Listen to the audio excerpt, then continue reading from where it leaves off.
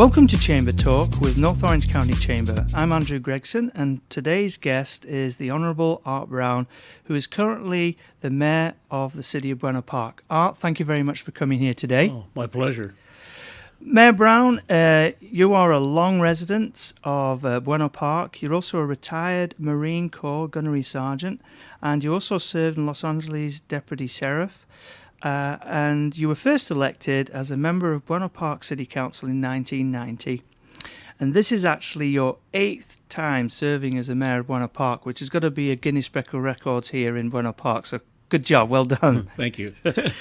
One of the things that stood out to me an awful lot as I was reading through the different bios that are online about you is that throughout your career, there's one thing that consistently keeps popping out, and that's the giving back, which is remarkable. What inspires you to have that sort of service before self dedication?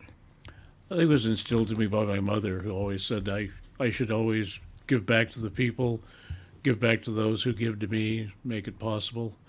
So it's always been just a thing to do. It was just something my mother taught me, and I just continued through life doing that. Well, God bless her. She was an amazing woman, obviously, because you really did what she asked. Yeah. One of the things that I've noticed is at certain times of the year, you and your wife, you do Santa Claus, and obviously she's Mrs. Claus. Mm-hmm. What got you into that? One of our former councilmen, his wife was the principal at a preschool, and she asked me one time to do Santa Claus, and I rented a beard in a suit, did the whole thing that way, and I did that for a couple of years, and I got a beard set that was really filthy. So after I wore it that time, I said, I'm going to see if I can grow my own beard. And at the end of a year, it was down about 7 or 8 inches. So I says, I can do Santa Claus now with a real beard, and it's just brought joy to me doing that. My wife and I, we don't have any children of our own. We've both been on school boards and had kids that way, but raised my niece and nephew. But just the joy of giving to the kids, the smile on their face when they see you and their eyes light up, it gives me more pleasure, I think, than the kids. I bet it does. I bet it does. Well, you've got remarkable pictures around your office here of it, and thank you again. That's amazing. I love the idea of it. So just off the cuff, if you could have a cup of coffee with a historical figure, who would you choose? Oh, that's a tough one. I'd like to talk to Ronald Reagan, Dwight Eisenhower, George Patton, a lot of military people. Sure. But also, I'd like to sit down and talk to Martin Luther King. All right. And what type of things what sort of conversation would you like to have? I saw racism back in the 70s. I took a train cross, actually it was 67, I took a train cross country. I was sitting next to a black airman who was going to a tech school, and we were both going to our first assignments. And we got to El Paso, Texas. He says, I'll see you later. I says, what do you mean, where are you going? He says, I got to change cars. I says, why? He says, you really don't know, do you? Well, being born in L.A., I didn't see a lot of that. Right. I went to school with mixed races. Well, he says, look out the window. And I looked out, and here's 2 water fountains, one whites only, the other was blacks only. And my first assignment was Savannah, Georgia, and I really saw racism there. Didn't like it, but it was my first realization of what racism was like, and I would like to talk to Martin Luther King about, hear him speak about it personally, not on a speech, but just talk to him about it.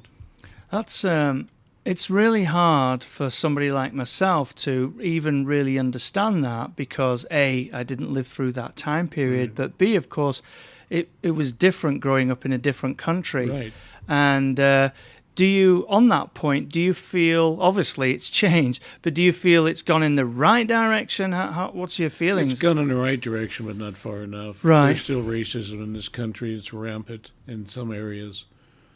It's still in the South is very bad in a lot of areas, but someday we'll figure it out. Together. I think it was Rodney King who was infamous for the riot that started, but why can't we all just get along together? Makes sense. Makes total sense. It's the same thing with Christians and Muslims, they both believe in the same God. They have the same prophets, but they go to war with each other. Why? Yeah. You don't quite believe the way I do, so I'm going to, I just, doesn't make a lot of sense. Yeah, it's like agree to disagree. You don't have to Yeah. necessarily go take up arms against it, do you? Right. Right. So, Art, over your significant term throughout the on City Council, what would you say was one of the largest challenges you faced, and how did you tackle it? I think one of the hardest challenges, we went to districts. We'd always been citywide for elections, and we had to go to districts. And that was really hard on a lot of people because I don't live in your district, but I want to vote for you. We heard that a lot. And then people came in and says, well, you're disenfranchising me because I can't vote for who's going to be my council person, just my local area, and that's it. I can't vote for the whole council. A lot of people felt very against that.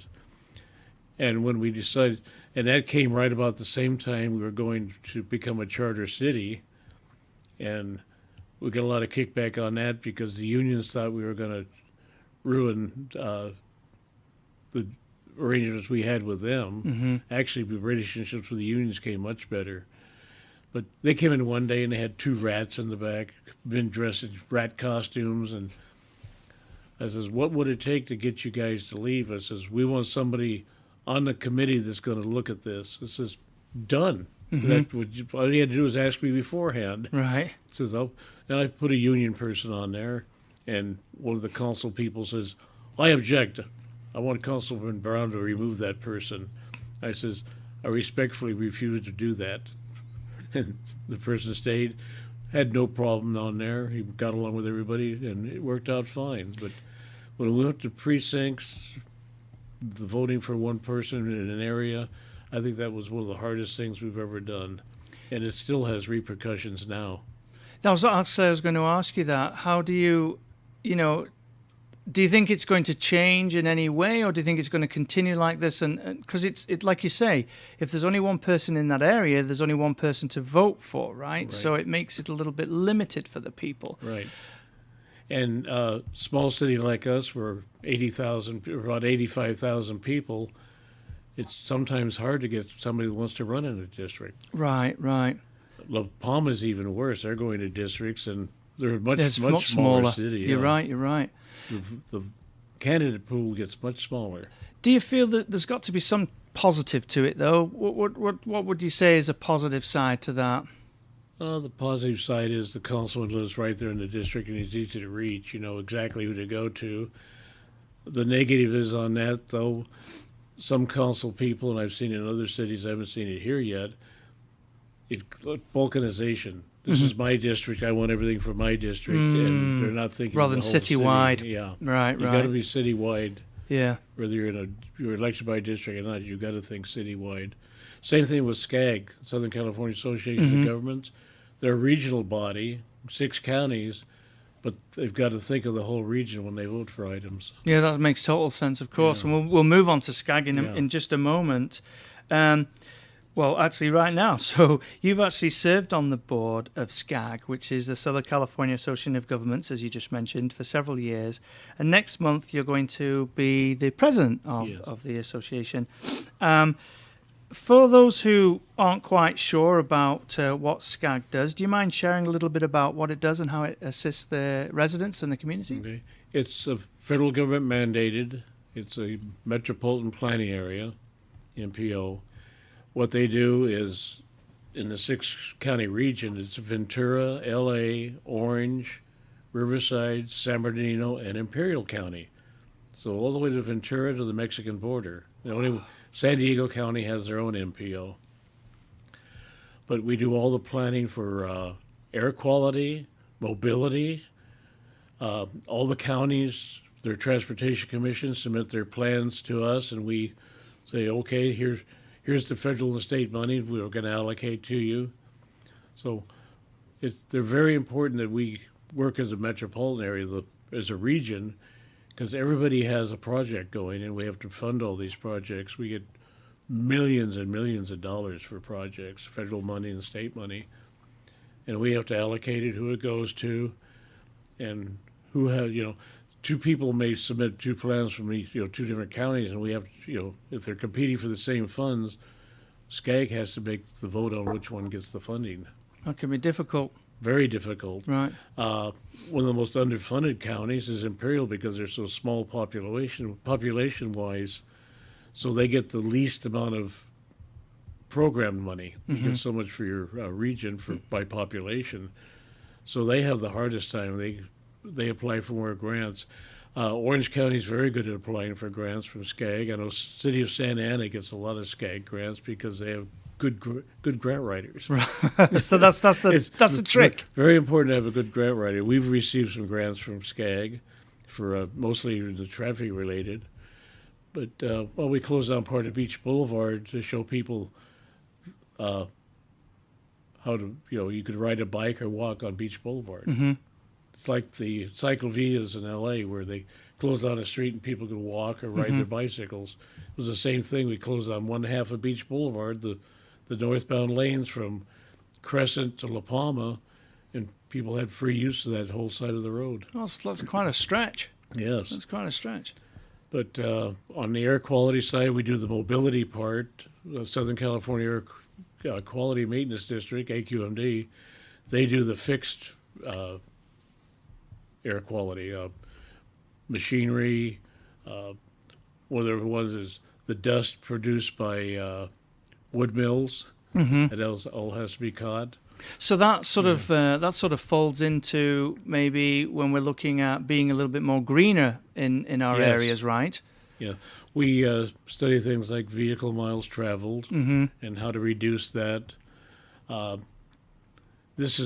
Buena Park is lucky in Orange County. We're in a transit-rich environment. We have a lot of bus lines here, and we have Metrolink, so people don't have to drive as much if they don't want to. The 460 bus, LA Metro, goes from downtown LA to Disneyland and goes down Beach Boulevard. If you want to go to Disneyland, you just go out there and get on that bus. Get there, have a fun time, and come back. And don't have to pay that heavy parking fee at Disneyland. there is a heavy parking fee. Yes. You're right. They've gone up over the years too. Being part of SCAG, I believe I read online, and correct me if I'm wrong, but there's like 191 cities. Yes. This is area. Yeah. Now you were mentioning just prior to that about the difficulty of being able to run represent a district within your city, but then you're able to have to step back and think of all. Oh, yes. So now you're sort of running a city, so to speak. Now you have to step back and look at all these other counties. That's a hard thing to do. How do you tackle that? Collaboration. We have 3 committees there: transportation, energy and environment, and housing. So it all goes through a committee first before it goes before the regional council, which we usually have about 51 members in attendance. And they make the reports out from the committees, and usually we follow the recommendation of the committee because they have more time to study the issue.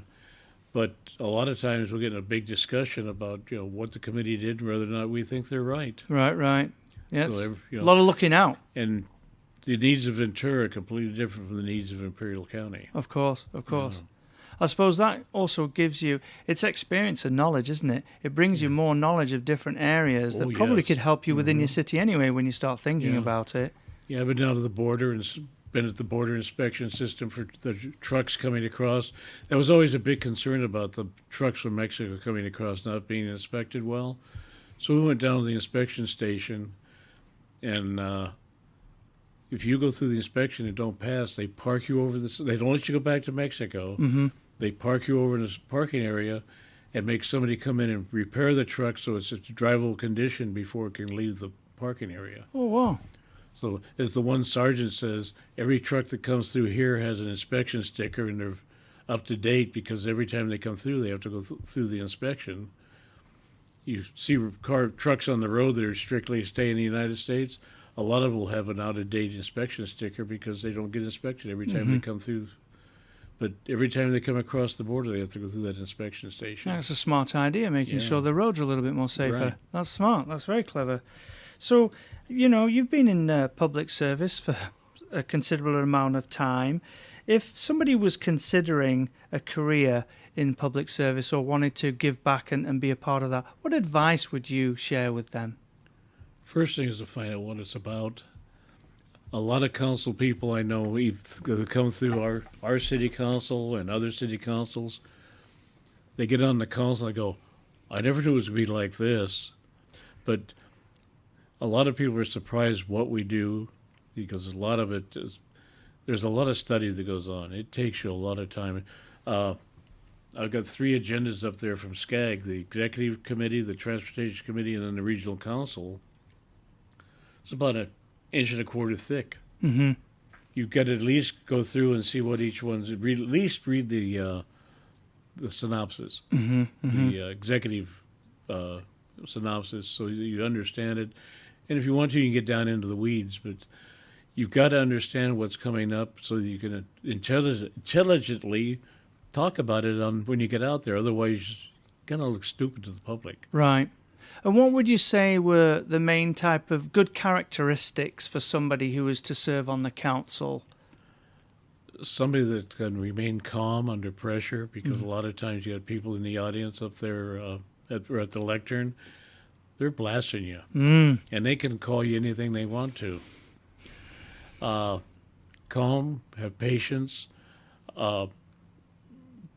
big time to read the agendas. Don't get caught asking a question that's right there on page 2. Yeah. You mentioned something there that happens a lot. Not everywhere, but in certain circumstances, is when there's a council meeting and it's open to the public. That you're right. People can really they're riled up, but they're not just. It's because they're passionate about what's going on, right? Mm-hmm. And you see it. It's some type of, obviously, a gift that the folks have. How do you just remain calm and not take that personally? And, because like you say, you just sat there staring at them, listening to what they have to say. And when they get done, you say thank you. Yes, that's right. That's right. And next. Thank you for your input. Next. Right, yeah. It's something you learn. I learned it in the military and being a police officer, because I've had people, inches away screaming at me, and you can't hit, you just, okay, calm. Don't say calm down. That's a bad thing to say. Right. But, you talk to them and you try to de-escalate it. And then sometimes, when folks mention at the public speaking, is that in turn, obviously, there's notes taken afterwards. Does some of these concerns then get aired within the council, maybe in closed chambers, or how does that work after? If it's something any council person can ask for study on that, usually if somebody's got a concern there, we'll have somebody talk to them from staff. Mm. If it's a police problem, we'll have one of the captains or somebody that's in. We have usually 2 or 3 officers in the audience. We'll send them out to talk to them. If it's a city matter, the assistant city manager will go out and talk to them outside in the lobby, try to see what's going on, see if it can't be fixed right away. If it's something really major, a council person can ask for it to come back in a study session item. We take whatever they say seriously. So you mentioned something there about the police department and, being involved with Buena Park, because obviously with the chamber for Buena Park, we hear now and again how I think there was one time Sunny Park was at an event, and then she was late actually for the event, and it was because the police had found a child that had been abducted, and they were very quick on the mark. And then maybe a month or so ago, they'd found a big seize in fentanyl. You want to share a little bit about the police department, because they seem to be extremely amazing here in Buena Park. Well, my law enforcement career is 26 years. County marshal, 2 municipalities, and then retired from the LA County Sheriff's Department. I would say Buena Park is one of the top police agencies I've seen. That's except for my sheriff's department, of course. But no, they're very good. We get a monthly report on major incidents, and they do a great job of protecting this city. It's amazing the number of arrests they make for major felonies. And when we used to have all the really rundown motels in town before we bought them all up and closed them, they were a great source of felony arrests because bad people like to live cheap. Right, of course, of course. Yeah. And on that point, actually, we clearly can see how Beach Boulevard has been cleaned up over the last few years. You want to share a little bit about that? Because that's not an easy task either, is it? It started back in the 90s when we went to Las Vegas. They have a big show every year. It's hotels, entertainment of venues, restaurants. And they told us there, a couple of the vendors there, says, well, we'd like to come to Buena Park, but your Beach Boulevard is just bad. We don't want to be there. So the city council then decided, well, we've got to clean up Beach Boulevard. We want to, improve it. So as we started code enforcement, we were getting motel complaints from tourists about renting a room online and then getting there and find out the toilet's overflowing or there's a line broke from the sewer and raw sewage was coming into the bathroom.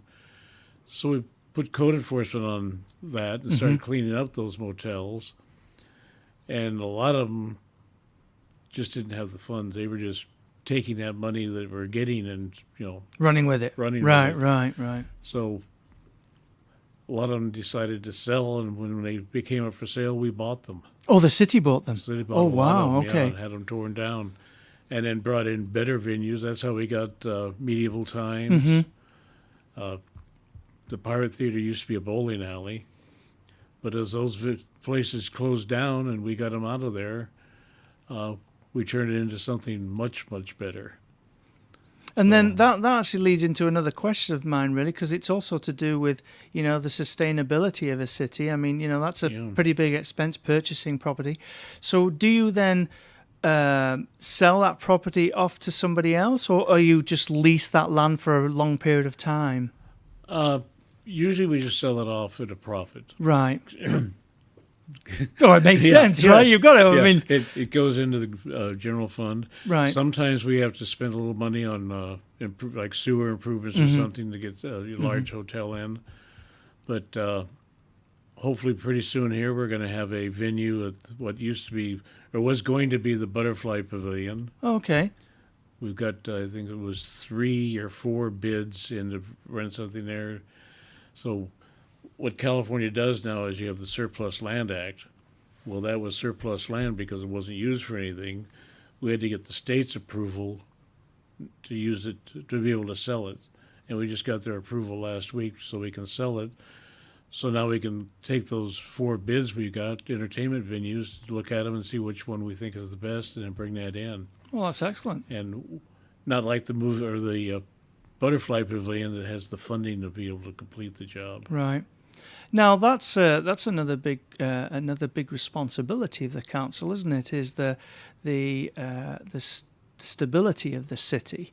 Yes. What are the types of things you have to look at as a council member when you're looking at keeping your city stable financially and so on and so forth? Well, one of the biggest things is somebody that produces sales tax. The dealerships. the auto dealer. That was our biggest thing, and I think through COVID. Cleaning up what used to be Malvern, Manchester. Manchester, now Auto Center Row. But getting that cleaned up. Before I came on the council, they were taking a lot of places by eminent domain then. I think it was a trailer park on Malvern and some other, just rundown places. Right. And the city was able to get them.